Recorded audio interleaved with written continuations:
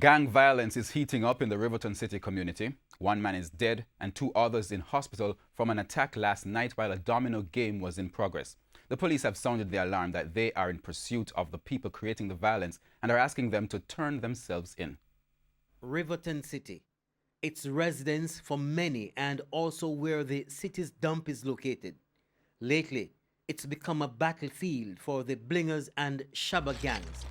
This latest round of violence in the Riverton City community has resulted in deaths and many injuries. Just last night, O'Shane Temple and a group of friends were right here playing dominoes, and criminal elements from through the bushes, or the trappies as we mentioned earlier, came across and surprised them with firing many shots, killing O'Shane Temple and injuring two other persons who are now admitted at hospital.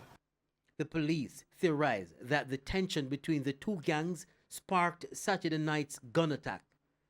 They are appealing to the Riverton City community to help them find the man who carried out the attack.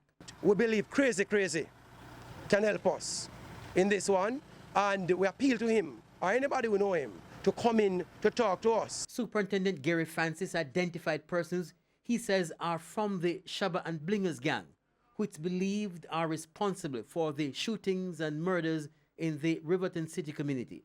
That we believe can help us in the overall challenge that we face in this community. For the Blingers faction, there's Billy, there's Ricky, there's Timar Stewart, and Nico, Fresh Prince Tucker, and Crazy as we mentioned. Superintendent Francis also made special mention of the man who he says heads the Shabba gang.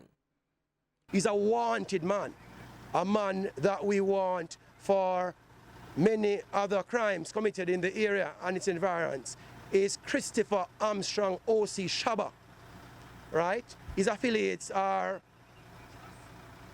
Buddy Boy, a man named Ginger Man, among others. But for the police, capturing the men without the full cooperation of the residents won't be easy.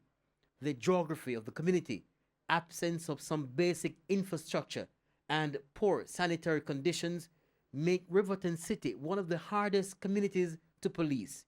Today is a typical day when I join my team members policing the Riverton Meadows community, where we have some gang and turf war going on for a period of time. As you can see around, it's zinc fences to both left and right, very tough terrain, murky waters, but we are really using our way up to ensure that these citizens are safe.